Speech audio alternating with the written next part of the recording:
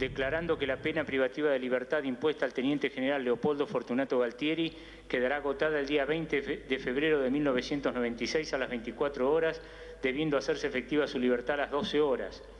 Como en el juicio de las juntas, las defensas se opusieron a la investigación sobre las responsabilidades en la guerra por Malvinas. Entonces, esgrimieron el argumento que a un ejército vencedor no se le pide que rindan cuentas. Pretendieron que tampoco se juzgase las responsabilidades en la guerra del Atlántico Sur a pesar de la derrota. Declarando que la pena privativa de libertad impuesta al almirante Jorge Isaac Anaya quedará agotada el día 21 de febrero de 1996 a las 24 horas, debiendo hacerse efectiva la libertad a las 12 horas. La Cámara Federal unificó las penas impuestas por el Consejo Supremo de las Fuerzas Armadas a 12 años de prisión a cada uno con accesoria de destitución.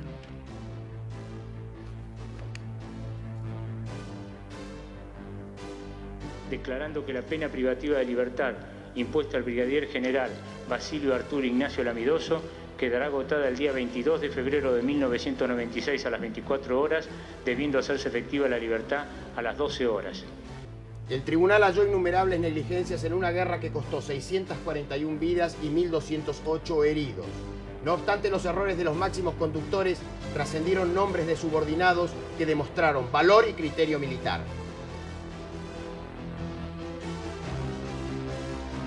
El caso Juliana. La opinión pública se dividió. Patentizó hasta qué punto el proceso trastocó valores esenciales de respeto a la dignidad humana. Algunos manipularon el caso sin pudor, tratando de limpiar de sus conciencias la tolerancia cómplice.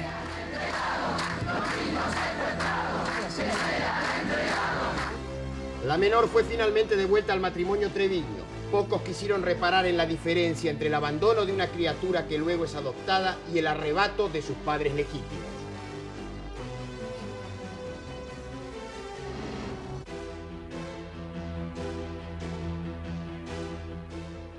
¡Qué Navidad distinta vamos a vivir juntos! ¡Qué Navidad distinta!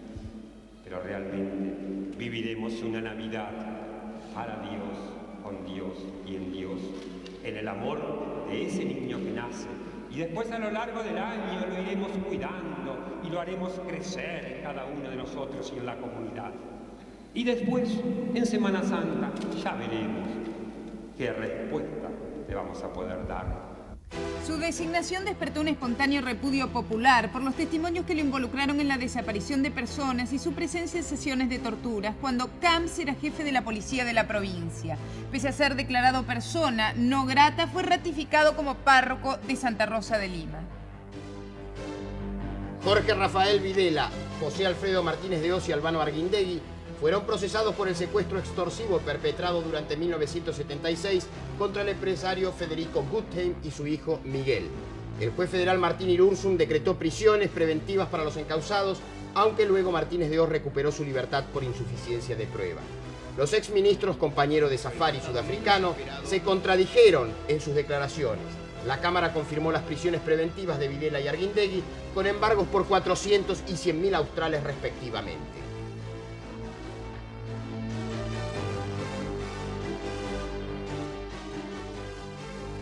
Luego de dilatados trámites, el ex general Carlos Guillermo Suárez Mason fue extraditado. Su oposición fue finalmente desechada por el juez Lowell Jensen, dando curso a la petición argentina. Trasladado en medio de severísimas medidas de seguridad, Suárez Mason llegó a Buenos Aires el 9 de mayo. Ante la justicia, deberá responder por 39 acusaciones de homicidio y además se lo investiga por el delito de falsificación de documento público.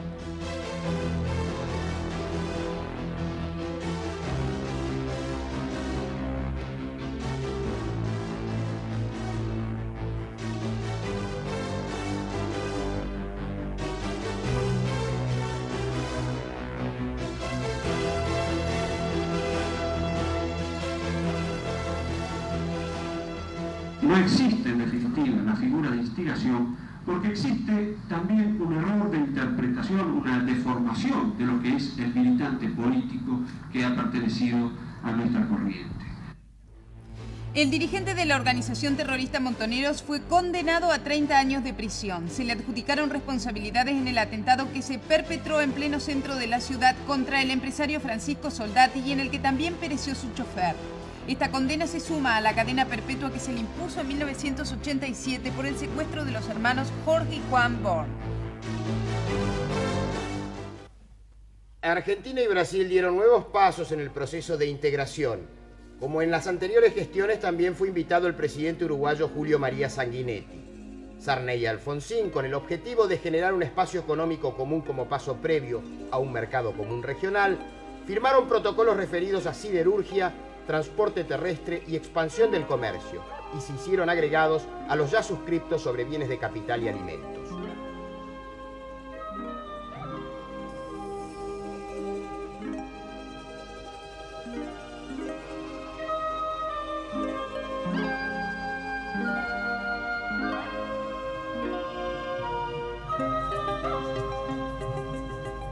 El desarrollo de nuestros pueblos debe ser un objetivo compartido por los países altamente industrializados. Punta del Este fue escenario de la segunda reunión de presidentes latinoamericanos nucleados en el Grupo de los 8. La primera se llevó a cabo en Acapulco. En esa oportunidad se resaltó que era la primera vez que los mandatarios del continente se autoconvocaban.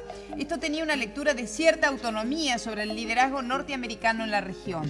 Todos se esforzaron en evitar aristas de confrontación e insistieron en la problemática común que une a los países, su dificultad para el desarrollo y el peso de la deuda externa. Durante el cónclave en el balneario uruguayo, los presidentes manejaron la hipótesis de un triunfo de Bush en las elecciones norteamericanas, como en definitiva ocurrió. La administración republicana, que ahora protagonizará Bush, se comprometió a un diálogo entre los mandatarios latinoamericanos y el presidente de los Estados Unidos. No obstante, la última reunión de ministros de Economía del grupo no pudo avanzar en una postura homogénea en cuanto a la demanda de un alivio en el pago de los servicios de la deuda.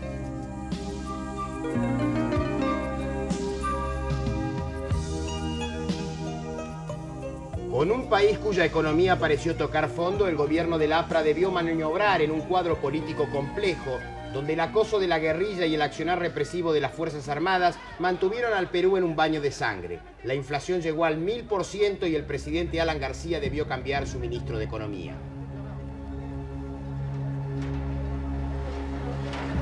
A decirle, como le tuvimos que decir en septiembre, se nos ha ido la mano en el crecimiento, frenemos esto. Se nos ha ido la mano en aumentar la capacidad de compra de pan, tenemos que reducirla. ¿Cómo le decimos eso a la gente? ¿Y cómo le decimos que los medicamentos deben subir 5 veces? Entonces el presidente y otros políticos tienen que ponerse del lado de la defensa y decir, bueno, transemos. Usted quiere aumentar 100%, aumentemos 50%. En Brasil, el 2 de septiembre, la Asamblea Constituyente aprobó la nueva constitución que puso fin al ciclo autoritario iniciado por el régimen militar tras el golpe del 64. La nueva carta eliminó al Consejo Nacional de Seguridad y en su texto reconoció los derechos individuales. El presidente de la Cámara de Diputados, Ulises Guimarães, vivió su momento de gloria que fue efímero. El otro hecho, las elecciones municipales para elegir alcaldes y concejales, exactamente un año antes de los comicios presidenciales de noviembre del 89. El oficialista PMDB fue derrotado en 18 de los 22 estados. La victoria fue para la izquierda, representada por el Partido Traballista de Luis Ignacio Lula da Silva y el Partido Democrático de los Trabajadores, liderado por Leonel Brizola. Ambos obtuvieron la mayoría de las principales ciudades como Río de Janeiro, San Pablo y Porto Alegre. Otro episodio conmovió al Brasil durante el año que finaliza. El país sufrió una de las peores inundaciones de su historia que cobró numerosas víctimas. San Pablo, Goiás y Minas Gerais fueron los estados más perjudicados. Como una ironía, Sao Paulo venía de padecer la peor sequía en lo que va del siglo.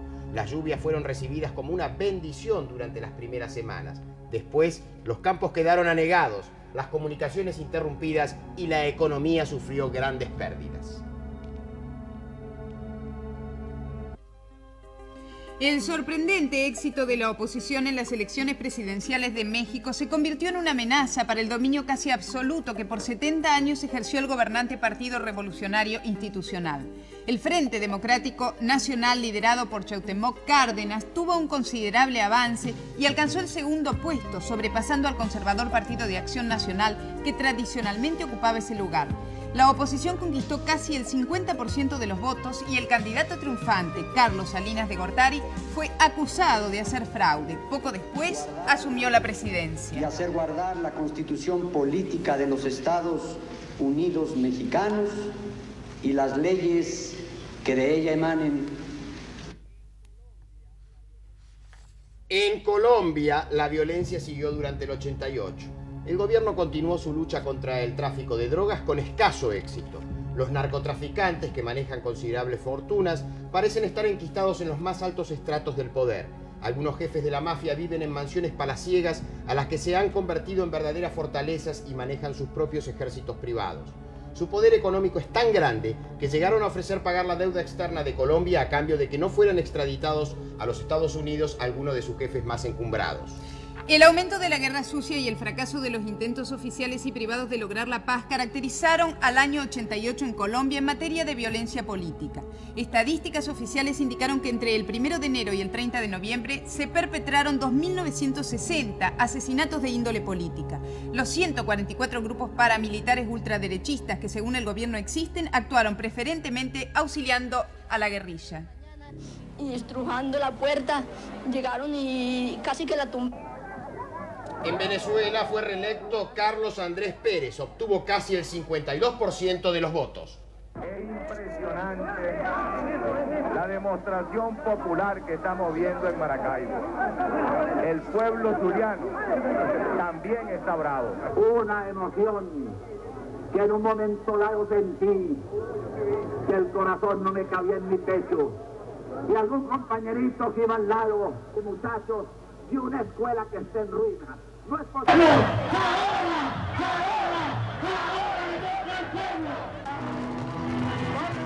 En Ecuador, Rodrigo Borja, fundador y dirigente de Izquierda Democrática, fue electo nuevo presidente del país tras vencer en la segunda vuelta de las elecciones celebradas el 8 de mayo. Crisis, pero tenemos trabajadores, tenemos la fuerza del trabajo, tenemos que convocar a un liderazgo. Un sismo de alta intensidad se registró en el Ecuador, causando cientos de víctimas. El movimiento derrumbó viviendas y causó severos daños en oleoductos vitales. Desde nuestro país partió un cargamento de víveres, ropa, alimentos y medicamentos para paliar los efectos de la catástrofe.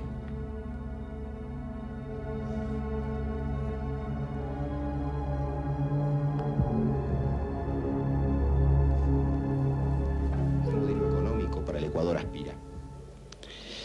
En lo económico nosotros hemos establecido un modelo de economía mixta en el que coexistan zonas de propiedad privada y zonas de propiedad estatal, en el que haya una planificación del Estado, pero al mismo tiempo el respeto a los espacios para los agentes económicos privados.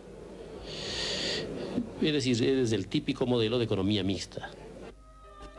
Las elecciones en Paraguay tuvieron un resultado que no fue sorpresa para nadie. El triunfo fue para el general Alfredo Stroessner, en el poder desde 1954 y que ha sido reelegido sucesivamente desde entonces para el cargo de presidente. Los mayores partidos de oposición están prohibidos y solo algunas agrupaciones le dan cierta legitimidad al régimen. Tienen una deuda externa de 2.200 millones de dólares. Este año el pago de sus servicios está estimado en el 67% de las exportaciones. Las fuerzas de seguridad del régimen paraguayo impidieron las manifestaciones opositoras. En 1988 fue liberado el capitán Napoleón Ortigosa, que había sido el preso político más antiguo de América Latina.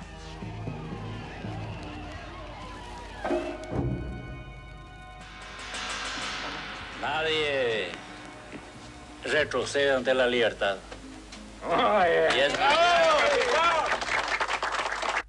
En Uruguay, la Corte Electoral anunció que habían sido reunidas las firmas necesarias, más de 1 millón, para convocar a un referendo que anule la ley de amnistía aprobada en 1987. Esta ley impedía el juzgamiento de un centenar de militares y policías acusados de haber cometido secuestros, asesinatos, torturas, violaciones y rapiñas durante el periodo de la dictadura. La Central Obrera PIT-CNT decretó un paro para que los trabajadores pudieran salir a festejar a las calles.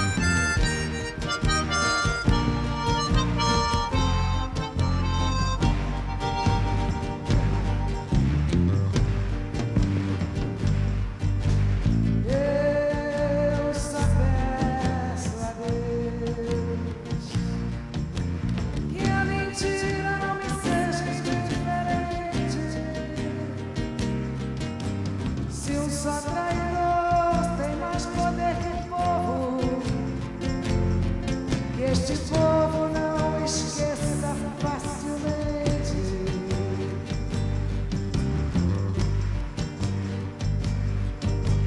Eu sou preso o futuro não me seja indiferente. Sempre de que fugir desenganado.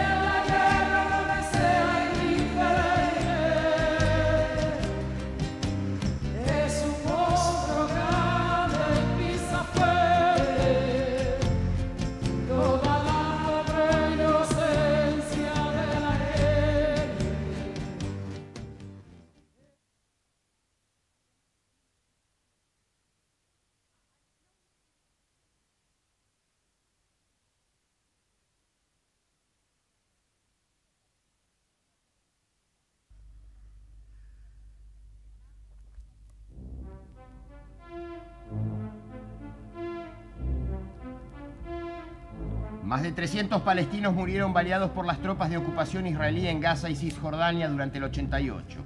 La Intifada, el levantamiento popular de la población palestina en los territorios ocupados militarmente por Israel desde el 67, se inició el 9 de diciembre del 1987 y continuó durante todo el año que finalizó. La población palestina, que también fue sometida a diversos castigos de carácter administrativo y económico, como la prohibición de recoger sus cosechas o exportar a los países árabes, vio reducido su nivel de vida en más del 35%.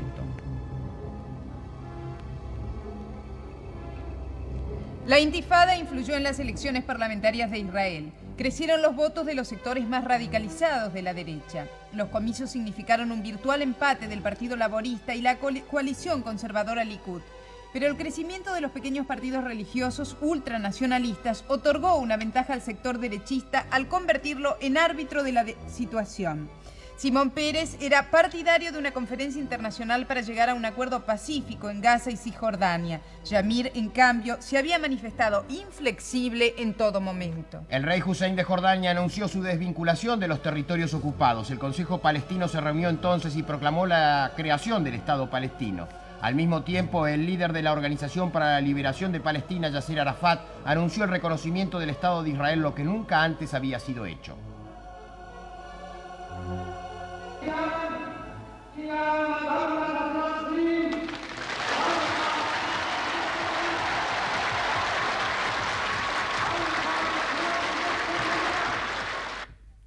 Un episodio que tuvo varios días de duración ocurrió en el Oriente Medio y conmovió al mundo. Un avión de pasajeros de Kuwait fue secuestrado en vuelo y recorrió varios aeropuertos antes del desenlace. Los secuestradores eran fundamentalistas que reclamaban la liberación de varios compañeros detenidos en Kuwait y acusados por la realización de atentados. En el conflicto Irán-Irak, Kuwait actuó a favor de este último país. Los fundamentalistas pro-iraníes no consiguieron sus objetivos. En cambio, otro objetivo fue alcanzado. El 8 de octubre se firmó el Acuerdo de Paz Irán-Iraquí para retirar sus tropas a las fronteras antes de la guerra y el intercambio de prisioneros antes de 15 días.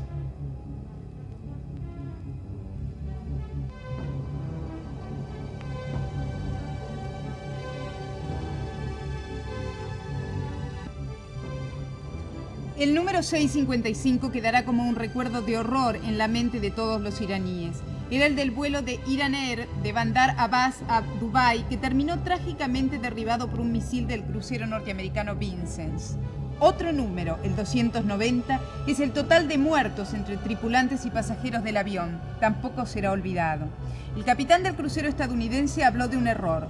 Confundió al avión de pasajeros con un enemigo y lo derribó. En septiembre se cumplían 8 años de la sangrienta guerra de Irán-Irak. El comienzo de la pacificación en el Golfo Pérsico fue producto de la distensión mundial originada en los acuerdos Washington-Moscú. También consecuencia de la diplomacia del secretario general de las Naciones Unidas, el peruano Pérez de Cuéllar. Nicaragua siguió soportando la agresión externa, pero sin ayuda militar de Estados Unidos desde febrero último, 13.000 contras debieron replegarse a territorio de Honduras a la expectativa de lo que haga el nuevo gobierno de George Bush.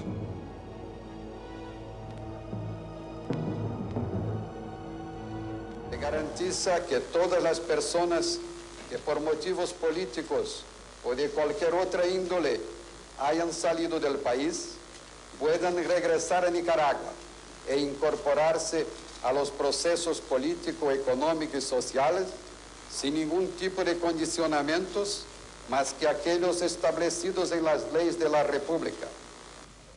Los máximos dirigentes de los contras y del gobierno de Nicaragua sellaron la paz en Zapoa.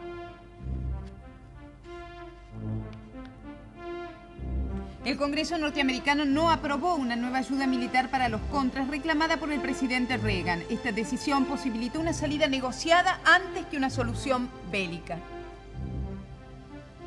La administración y el Congreso norteamericano debe estar claro también de su responsabilidad. Brian Wilson ha estado en favor de la paz y la amistad entre el pueblo y el gobierno de los Estados Unidos y el pueblo y el gobierno de Nicaragua.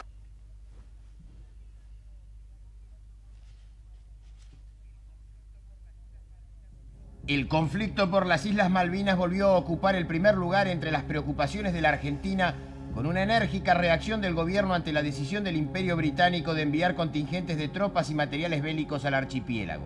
Las maniobras se denominaron Fire Focus. La Cancillería argentina calificó a la medida de arbitraria y sin fundamento. Nuevas maniobras se realizaron en la isla Ascensión en junio. El Palacio San Martín reclamó gestos positivos del gobierno de la Thatcher. El tema se trató en el Consejo de Seguridad y también en la Asamblea, con nuevos pronunciamientos a favor de la línea desarrollada por nuestro país. El Reino Unido anunció que durante el mes de marzo desarrollaría maniobras militares en la zona de las Islas Malvinas. Como se desprende del anuncio oficial efectuado por el ministro de Defensa de ese país en la Cámara de los Comunes el 11 de febrero. ¿Por qué el Reino Unido pudo firmar un comunicado como este con una dictadura y se opone a hacerlo con el gobierno democrático del presidente Raúl Alfonsín? Muchas gracias, señor presidente. Dante Caputo fue electo presidente de la 43ª Asamblea, derrotando a la embajadora de Barbados, Nita Barrows, que contaba con el auspicio inglés.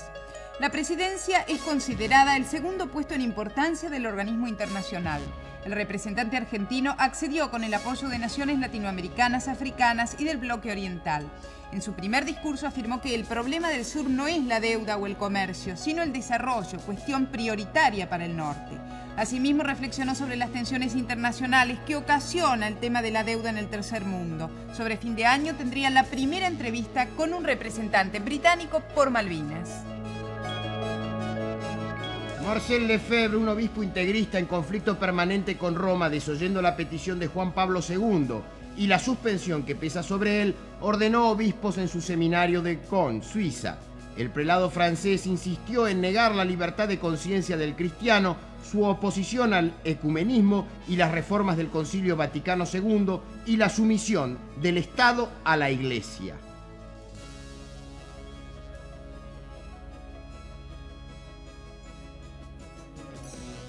Queremos ser y morir católicos de una manera integral, sin compromiso ninguna con las ideas nuevas, especialmente las ideas nuevas que son las del Concilio Vaticano II. La visita de Juan Pablo II al Paraguay constituyó un hecho destacado en el país gobernado desde 1954 por el general Stroessner.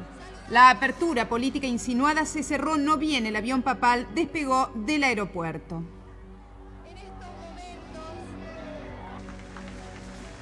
Opaite, Chococue, Papo, Arape.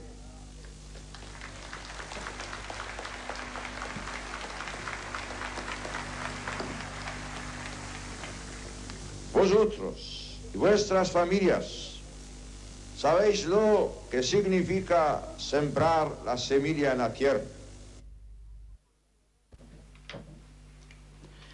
Premonitorio, Ben Johnson por el suelo. El jugador de Nilinski pone el pie bajo la alfombra. Una entrevista muy peligrosa. Un rebote, pero felizmente contento por estar justo al borde. Peligroso cuando la neta está muy cerca de los jugadores, o viceversa. Si el piloto y copiloto no se comprenden, izquierda o derecha. Algunos Lancia Delta se creen carretas de nieve. Otros motociclistas se creen podadora. Muy difícil salir de un hueco. Si se tiene suerte de haber hecho algo bueno, siempre se hará lo mismo.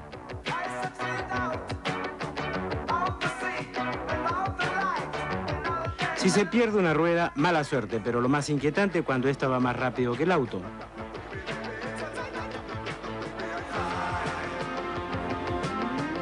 Para terminar, la soledad de un arquero que se olvida de apretar las manos.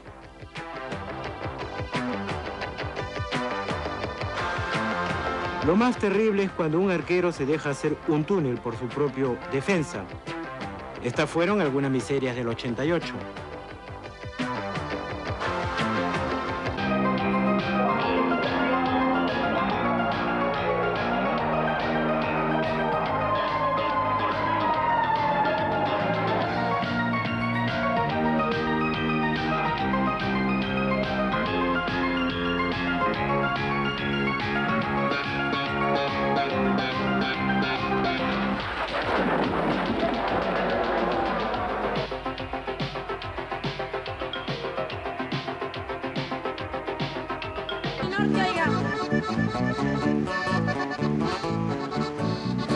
No me critiquen porque vivo al otro lado, no soy un desarraigado, vine por necesidad.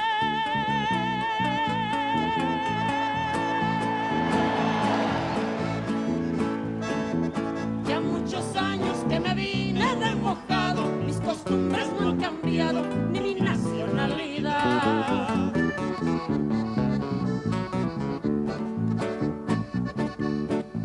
Soy como tantos otros muchos mexicanos que la vida nos ganamos trabajando bajo el sol.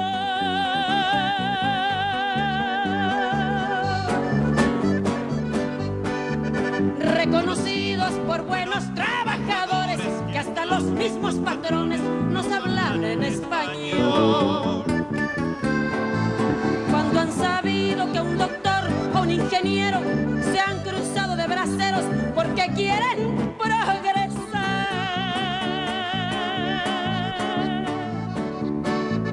o que un cacique deje tierras y ganado por cruzar el río Bravo, eso nunca lo verá.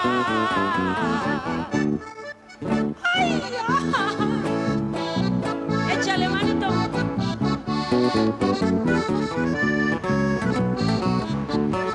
Oiga usted nomás. El otro México que ahí hemos construido, en ese suelo que ha sido territorio nacional,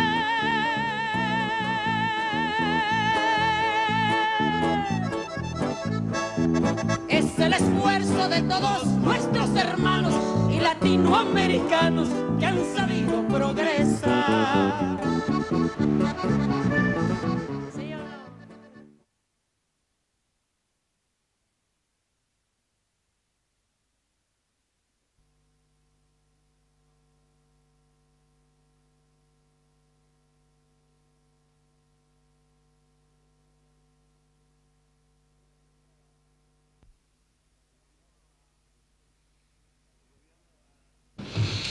El gobierno ha trabajado intensamente en la búsqueda de una solución que nos permita detener de manera rápida la tasa de inflación que hoy efectivamente tenemos.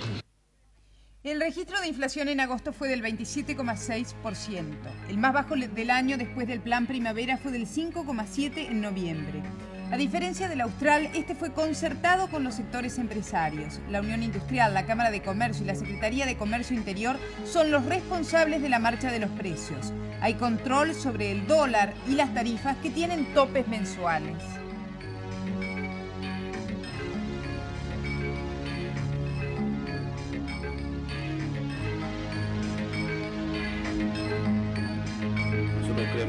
la inflación no puede combatirse por medios epidérmicos como se ha venido haciendo en los últimos años, y me refiero con precisión al Plan Austral y otras elaboraciones menores, sino fundamentalmente atacando las reformas institucionales que pueden mejorar la oferta de bienes y servicios.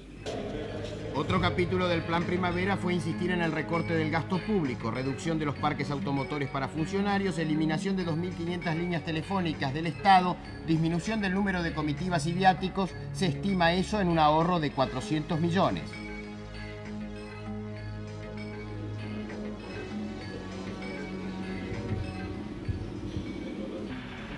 Por el momento yo no vislumbro otras soluciones al tema de la deuda.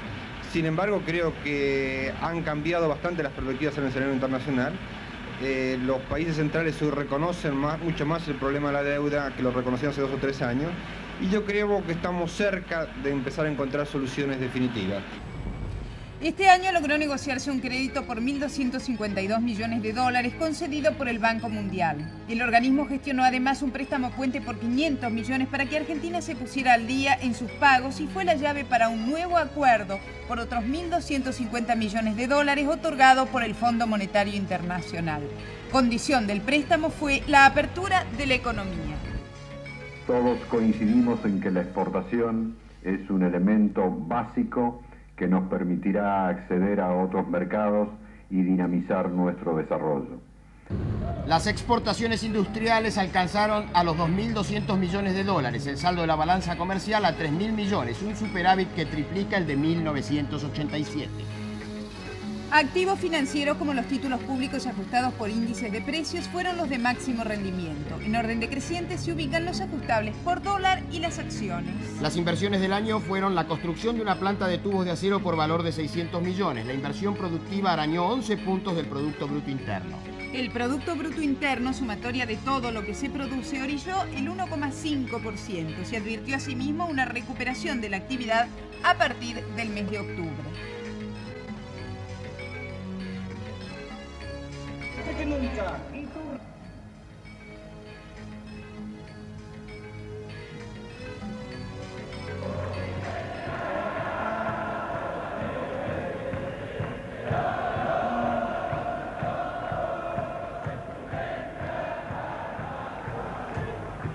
Luego de la marcha de los gobernadores justicialistas, a excepción del mendocino Bordón, pudo anudarse un acuerdo sobre la distribución de fondos del sistema de coparticipación federal que alcanzó sanción legislativa sobre finales de 1988. Primero, las provincias tenían necesidades financieras. Entonces eso lo estamos corrigiendo dándole a las provincias un bono de 3.000 millones de australes que lo van a usar para financiar sus gastos. Después está el otro gran tema, que es lo que se llama el bono de promoción industrial. Esto nosotros lo unimos a la reforma tributaria. Se reimplantó el ahorro obligatorio en medio de una polémica con la Unión Industrial Argentina. Frente a una menor recaudación impositiva se optó por rebajar un punto el IVA, pero incorporando nuevos productos gravados. Estamos satisfechos porque creemos que, a pesar de la campaña importante que ha habido por distintos medios y sobre todo por prensa escrita, de alguna manera y en algunos casos hasta incentivando el incumplimiento, primó la cordura, primó la racionalidad y la mayoría de los contribuyentes se presentaron a pagar el ahorro obligatorio. Entre el 86 y el 87 se importaron 85.000 toneladas de pollo para regular el mercado. 18.000 fueron declaradas no aptas, renunció Mazorín e investiga la justicia. Ilícitos denunciados por el intendente de Bahía Blanca burlaron la ley de promoción industrial. Primero Entel, luego Segva y Gas del Estado. Usuarios sorprendidos protestaron por las elevadas facturas. Debe ser analizado en el contexto del grave problema que planteó el vaciamiento de las cajas previsionales. Yo creo que no solo el gobierno, la sociedad tenía una responsabilidad frente a la clase pasiva. El gobierno intenta la privatización de Entel vía aporte de dinero en efectivo y por capitalización de la deuda externa con Telefónica Española.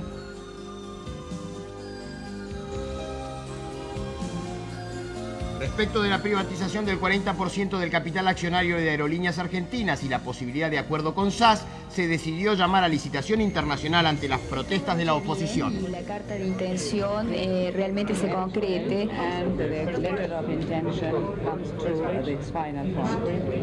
¿Cuánto es lo que piensa abonar SAS por el 40% de las acciones de Aerolíneas? As you know, that is a major part of the feasibility study, is to show what should our payment for the 20% be. Como usted sabe, justamente ese es uno de los puntos más importantes de nuestro estudio de factibilidad, saber cuánto ha de ser el precio por ese 40%.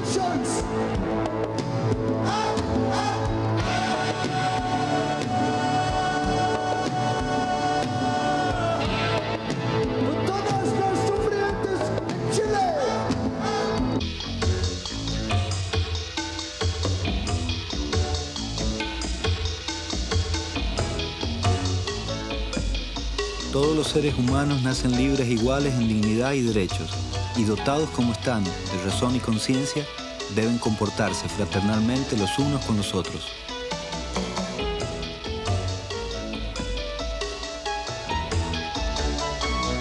Toda persona tiene todos los derechos y libertades proclamados en esta declaración sin distinción alguna de raza, color, sexo, idioma, religión, opinión política o de cualquier otra índole, origen nacional o social, posición económica, nacimiento o cualquier otra condición. Además, no se hará distinción alguna fundada en la condición política, jurídica o internacional del país o territorio de cuya jurisdicción depende una persona, tanto si se trata de un país independiente como de un territorio bajo administración fiduciaria, no autónomo o sometido a cualquier otra limitación de soberanía. Todo individuo tiene derecho a la vida, a la libertad y a la seguridad de su persona.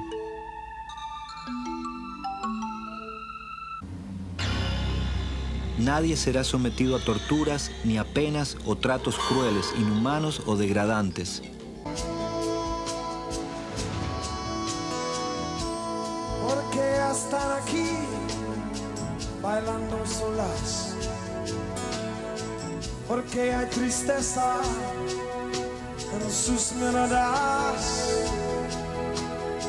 Hay soldados también, ignoran su dolor,